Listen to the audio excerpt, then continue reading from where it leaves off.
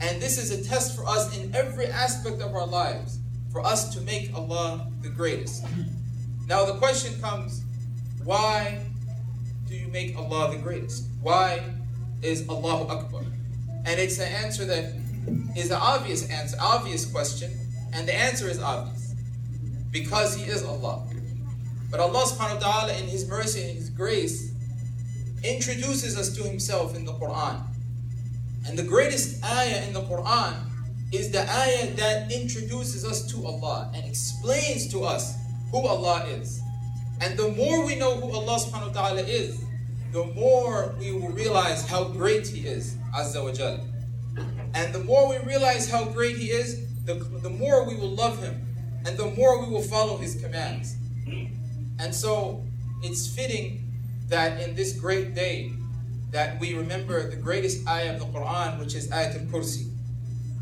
This ayah in Surah Al-Baqarah, second surah of the Quran, the second chapter of the Quran, Allah subhanahu wa ta'ala says, Allahu la ilaha illa huwa al-hayyul qayyum. Allah, the one who there is no one worthy of worship except Him. And then He explains to us who He is. Al-hayyul qayyum, the ever-living. Allah subhanahu wa ta'ala's life is perfect. He lives and He never dies. His life never had a beginning. He was always there. He is Al-Hayy. Everything else dies. Even the angel that Allah has commanded to take the lives of people, the angel of death, even that angel of death will die. Everything will die. And the whole world will go away. The only one that is ever living is Allah subhanahu wa ta'ala. And so He is Akbar. He is the greatest. Al-Hayy Al-Qayyum. He is also the sustainer of all existence. He Azza wa Jal takes care of everything. He takes care of everyone. Everything that we have is dependent on Allah subhanahu wa ta'ala taking care of it and allowing it to live and allowing it to be. Every breath that you take is only by the control of Allah and by the care of Allah.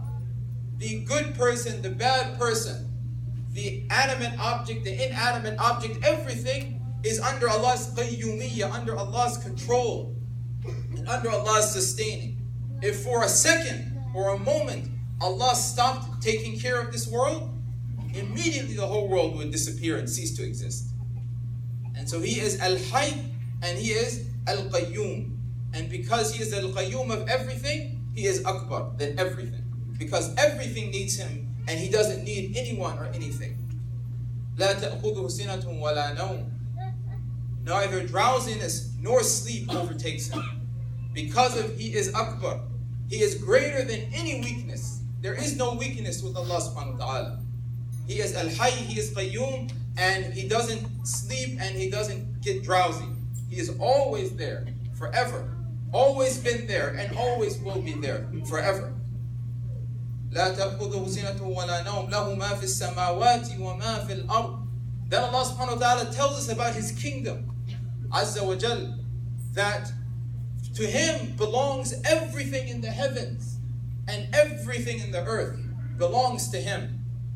And when we say that it belongs to Him, it means that He's the one who commands. He does everything. He's the one who sets the rules. He's the one who, Azza wa Jal, when the people built the fire for Ibrahim alayhi salam, when Ibrahim, the prophet, the great prophet, stood up in front of the disbelievers and destroyed the idols that they were worshiping, and they made a huge fire to burn him alive, and they threw him in the fire.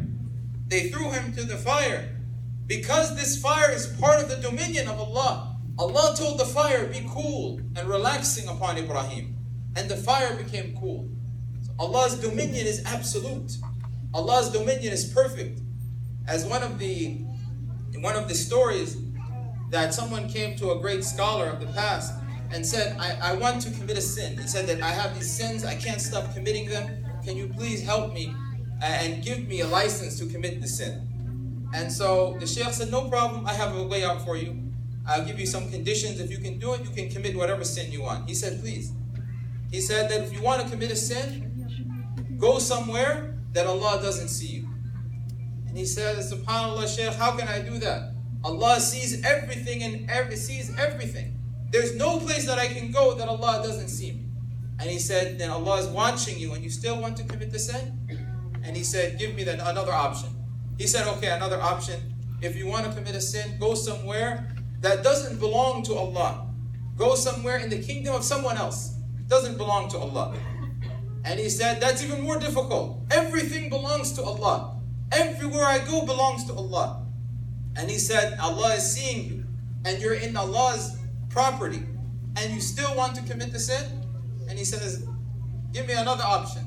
And he says, okay, the other option is go somewhere, commit the sin, but when you die, tell the angel of death, I'm not going with you. He said, how can I do this? The angel of death is going to take my soul regardless. Once again, this is the commandment of Allah. And he said, and you're still going to commit the sin. He said, give me another one. He said, if you commit the sin, then, and if the angels take you to the fire, say, I'm not going with you. And he said, how can I do that? The angels are not going to listen to me. And he said, Allah is watching you, and you're in His dominion. And also he said, the third one, he said that if you want to commit the sin, just one condition, don't eat from the food of Allah, don't drink from the water of Allah. He said, I can't do that. Every food belongs to Allah. And all the water and all the sustenance belongs to Allah. So he told him, you're going to live in Allah's land, eat Allah's food, right?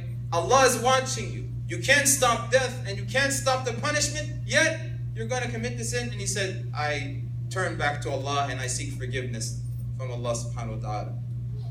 لَهُ مَا فِي السَّمَاوَاتِ وَمَا فِي الْأَرْضِ. Everything belongs to Allah subhanahu wa ta'ala. Everything in the heaven and everything on the earth. مَنْ ذَا الَّذِي يَشْفَعُ عِنْدَهُ إِلَّا بِإِذْنِهِ. And then it takes us to the hereafter. The hereafter where everybody is going to have to answer for everything that they did. There's going to be punishment and there's going to be reward. There's going to be reward, there's going to be paradise, there's going to be fire. And on that day, nobody can help you except for Allah. And so Allah says that who can intercede except by His permission? No one can come and say, oh no, Allah, He's my friend. Give him paradise. You can't. Only if Allah gives permission to someone to speak can they speak. So Allah subhanahu wa ta'ala tells us that we have nobody except for Him. In this world and in the next world, we only have Allah subhanahu wa ta'ala, and therefore Allah subhanahu wa ta'ala is akbar than anything else. And الذي يشفع عنده إلا بإذنه يعلم ما بين أيديهم وما خلفهم ولا يحيطون بشيء من علمه إلا بما. He knows that which is behind them, that which is in front of them, and they have no knowledge except what Allah subhanahu wa ta'ala wills. His knowledge is perfect. He sees everything, He knows everything, He hears everything. And then Allah subhanahu wa ta'ala gives us a glimpse of His dominion. وَسِعَ كُرْسِيُّهُ السَّمَاوَاتِ وَالْأَرْضِ. Only one of His creations, His kursi, is expanding the heavens and the earth. And just, some of this guy, there is a narration that says that the comparison between the heavens and the earth, the whole heavens and the earth, and the kursi of Allah subhanahu wa ta'ala, which is one of Allah's creation, is like a ring in the desert. And the comparison of the kursi and the arsh, or the throne, is like a ring in the desert. And Allah is greater than anything you can ever imagine. And Allah subhanahu wa ta'ala is saying, all of this, it doesn't tire Him to preserve it. وَهُوَ الْعَلِيُّ الْكَبِيرُ. And He is, وَلَا يُؤْذُ حِفْظُهُ مَا هُوَ الْعَلِيُّ الْعَظِيمُ. And He is the most high, and He is the most magnificent. This is Allah subhanahu wa ta'ala, who is Allahu Akbar. When we say Allahu Akbar, this is Allahu Akbar. أقول قولي هذا وأستغفر الله لي ولكم فاستغفروه يغفر لكم.